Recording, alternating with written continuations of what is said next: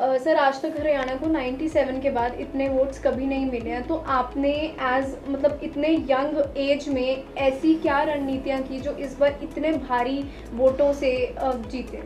Madam, मैंने देखा कि मेरे सामने कौन खड़ा है, कैसे कैसे लोग खड़े हैं, उन्होंने कैसा कैसा काम करा है, तो मेरे को वहाँ मौका मिला अपने आप को बोलने के लिए कि मैंने हरियाणा में क्या काम करा है। और मुझे खुद मैं बड़ा सरप्राइज़ था जब मैं बैठा वहाँ पे, तो मुझे सामने से सुनने में आया कि हमने आपका फीडबैक लिया और आप पता चला कि आपने बहुत अच्छा काम करा है। आपको मैं एक बात बताना चाहूँगा कि हाँ, एक 1986 का लेटर अभी सरकार ने इम्प्लीमेंट करा, हरियाणा पंचायत डिपार्टमेंट ने, और उसमें रेड क्रॉस को पूरा फंड आया करेगा पंचायतों से। उसका एक टाइम मतलब पूरा रेट फिक्स करा कि 2% पंचायतों का फंड हमको मिला करेगा शामला ज़मीन का। तो पंचायत ने हमें जो हमने मांगा कि हमें रेड क्रॉस को ये चाहिए, तो पंचायत डिपार्टमेंट ने हमारा पूरा साथ दिया। तो पंचायत डिपार्टमेंट को थैंक यू और धन्यवाद करना चाहूँगा। और बाकी और बहुत सारे काम हैं जिसको ऊपर वाले लोग अच्छे से वॉच करते हैं कि हम क्या कर रहे हैं, हरियाणा किस गतिविधियों में काम कर रहा है। तो लोगों ने विश्वास जताया, उनको लगा कि अगर हम हरियाणा में इतना अच्छा काम कर सकते हैं और हरियाणा को नंबर 1 ला सकते हैं, तो ऐसे लोग अगर दिल्ली की कमेटी में बैठेंगे तो और अच्छा काम कर पाएंगे, दिल्ली की पॉलिसीज़ अच्छी बन पाएंगी। हम जाके दिल्ली में सेंटर की कमेटी में बैठने के बाद देखेंगे कमी कहाँ पे आ रही है, हमारा PSU में पैसा कैसे इकट्ठा हो सकता है। उस दिल्ली की मैनेजमेंट कमेटी में जो हम 12 मेंबर सेलेक्ट हुए हैं, उन मेंबरों में हम ये डिसाइड करेंगे कि कौन सबकी जिम्मेवारियाँ बांटी जाएंगी, कौन कैसी जिम्मेवारी लेता है, कौन कैसे काम करता है, ताकि हर स्टेट को फ़ायदा हो सके।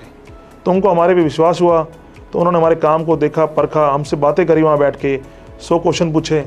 आप ऐसा करेंगे तो आप ये कैसे करेंगे, आपको पता है कि वहाँ सारी स्टेट्स के लोग आए हुए थे। हर स्टेट के लोग स्टेट की कमियों को भी जानते हैं, अच्छाइयों को भी देखते हैं, बुराइयों को भी देखते हैं। तो वो डिसाइड उन लोगों ने करा कि हमें किस तरह हरियाणा को आगे लेके जाना है, हरियाणा के साथ चलना है या नहीं चलना।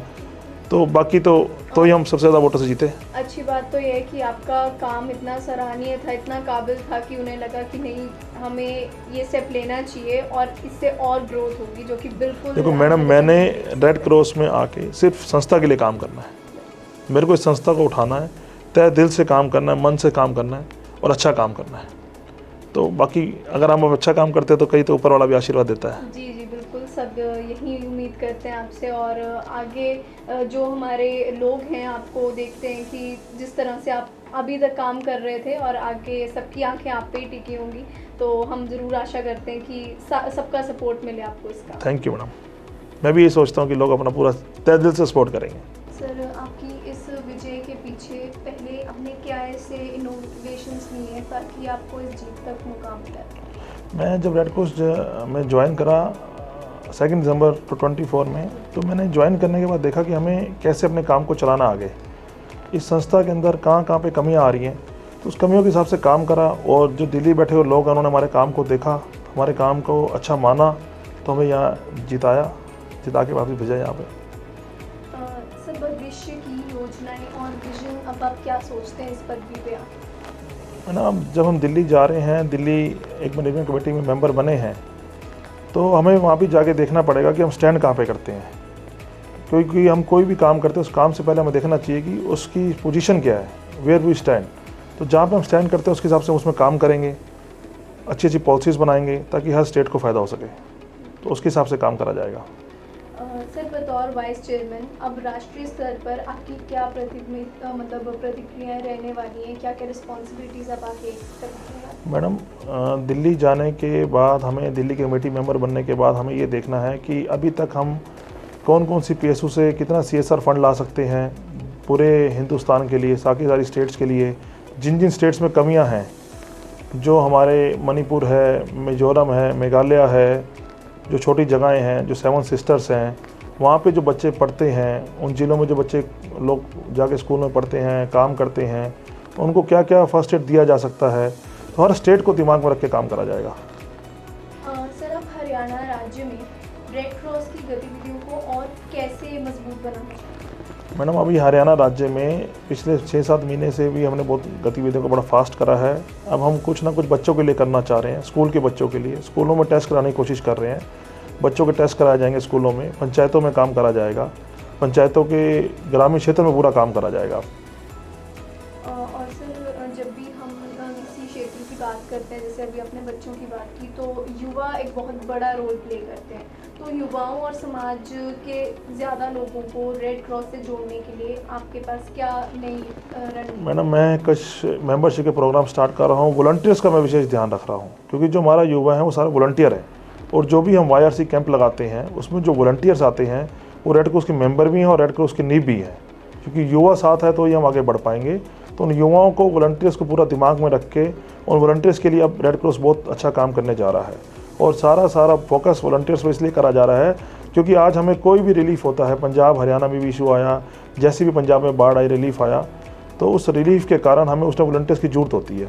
तो ये वॉलंटियर जो दिल से काम करते हैं, हम इनका पूरा सहयोग देंगे, और रेड क्रॉस सोसाइटी पूरे तन मन से पूरे वॉलंटियर्स के साथ खड़ी है, तो वॉलंटियर्स का ज़्यादा ध्यान रखा जाएगा।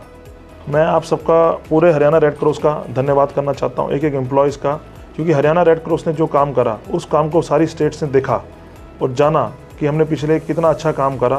तो पहले मैं दिल से आभार व्यक्त करता हूँ अपने इस रेड क्रॉस हरियाणा का, क्योंकि इन एम्प्लॉयज़ के कारण ही मैं वहाँ पहुँच के बैठ पाया और बाकी सारी स्टेट्स को अपने काम को बता पाए। काम खाली मैंने अकेले ने नहीं करा, मेरे ज्वाइन होने के बाद जो भी हरियाणा में रेड क्रॉस में काम हुआ, आप सब एक एक सेक्रेटरी ने, एक एक ज़िले के अधिकारी ने मिलकर काम करा है। तो मैं उन सबका आभार व्यक्त करता हूँ, और मैं बाकी सारी स्टेट्स का भी धन्यवाद करता हूँ जिन्होंने हरियाणा के काम को देखा, उसको पहचानने की कोशिश करी और हरियाणा को आगे बढ़ने का मौका दिया। तो मैं हर स्टेट का, अपने हेड ऑफिस का और अपने हरियाणा के ब्रांच के एक एक ऑफिस का धन्यवाद करता हूँ। मैं Ankush Miglani, Haryana vice chairman Indian Red Cross Society. मैं आपको आश्वासन और विश्वास दिलाता हूँ कि आप अभी तक रेड क्रॉस जो काम कर रही है, इससे कई गुना बढ़ के काम करेगी आप सबके लिए। और मेरे कार्यकाल में मेरा जो सारा ध्यान है वो बिल्कुल एक गांव से लेके पूरे शहर के एक बच्चे के ऊपर है, पूरे वॉलंटियर्स के ऊपर है, जो रेड क्रॉस से मेरे साथ जुड़े हुए लोग हैं उन सबके ऊपर है।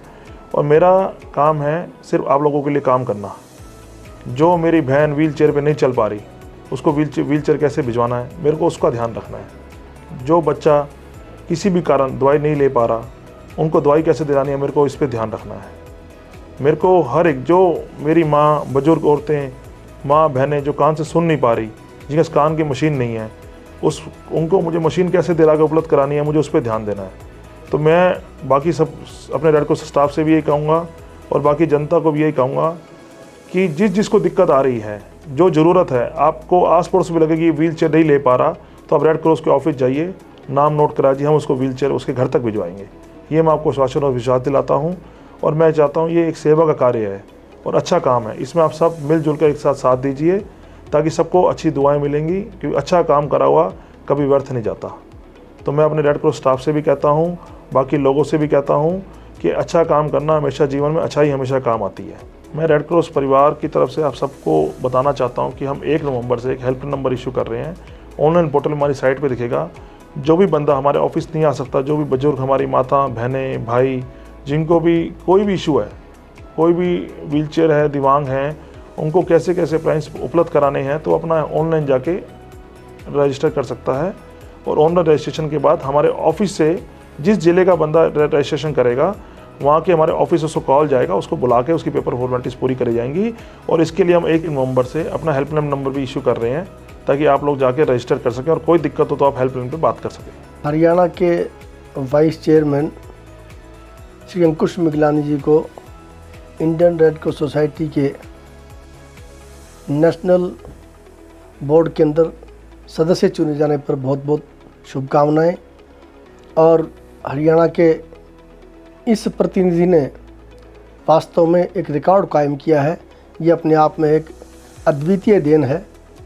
अब क्योंकि नेशनल बोर्ड के अंदर हमारा एक प्रतिनिधि शामिल है और हरियाणा की आवाज़ वहाँ बुलंद हो सकेगी, हम हर तरह से हरियाणा की बात को वहाँ अच्छी ढंग से रख सकेंगे और अपने अनुसार अपने यहाँ के कार्यों को और गति प्रदान करने में इनकी भूमिका महत्वपूर्ण होगी। हम सब लोग इस अवसर पर उनको बहुत बहुत शुभकामनाएं देते हैं और सभी हरियाणा वासियों को और सभी रेड क्रॉस से जुड़े सभी लोगों को एक बार पुनः बहुत बहुत शुभकामनाएं। बहुत बहुत सबका धन्यवाद। इतनी बड़ी जीत के लिए एक बार पुनः सबका हार्दिक धन्यवाद। जय हिंद, जय भारत।